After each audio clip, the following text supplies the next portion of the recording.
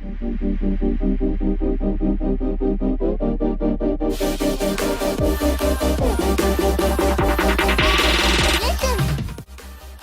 this is Danger Close Customs. Thanks for checking out my video. Please hit the like button and subscribe. We're going to have some more gun talk videos today. Just take a look real quick at the ALG trigger for the AK47.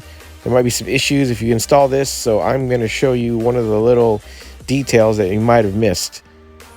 What?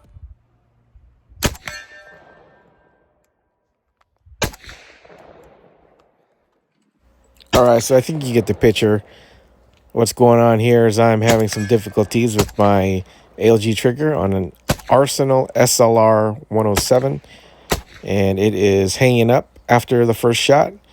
The trigger is not resetting, and so here a couple of times I'll be able to get a string of shots off, and then I've got to either move the trigger back, or I'd had to stop and clear the action and rack it. So this is the ALG trigger that we're talking about. And it came on this rifle when I bought the rifle. Someone installed it here and didn't know what they were doing. Right there is a picture of the issue. It's the rivet that holds the trigger guard in. And based on that picture, you're supposed to know that that's no-go. The rivet here on the Arsenal is real thick. Obviously, they want to make it sturdy and durable, but it's too high. And so the back of the trigger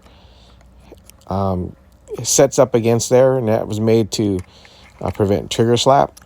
And so the rivet on my other little AK Draco is a lot shorter. So I'll show you how you measure that.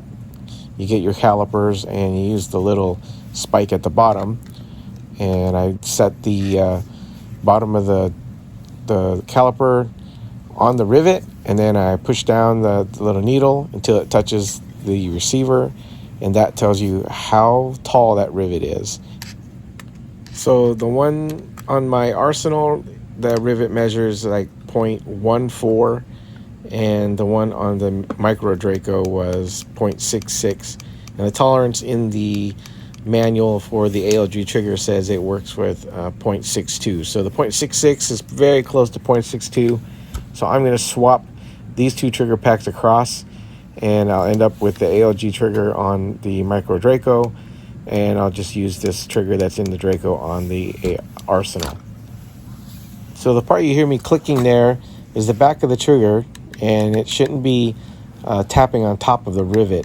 So here I've swapped them, and it's not, it still makes the clicking noise just from the trigger, but the back of it is no longer tapping up on top of the rivet. Provides enough clearance. So racking the action is showing you that it does reset properly. And then over on the Arsenal, showing you here the trigger packs, the normal AK trigger doesn't even touch the rivet. So that was just a design from the ALG. So I put my rifle back together, and the trigger is resetting properly.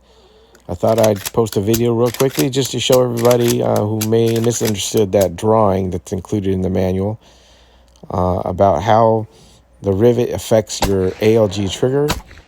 The manual gives you the recommendation to just shave down the rivet in your gun, which is probably over $1,000. I recommend you just shave a little bit off of your trigger pack, which probably costs you less than $100. And remember, that piece was just included in there to prevent some trigger slap. It really isn't necessary, as the other AK triggers don't have anything in the rear that touches on the rivet. So if you're having problems with your ALG trigger, this is likely the issue. It's a good trigger. It comes in, it's supposedly 3.5 pounds. It's nice to have some trigger options for our AKs, and I thought I'd put a video up in case you missed this detail, because who really reads the manual anyway?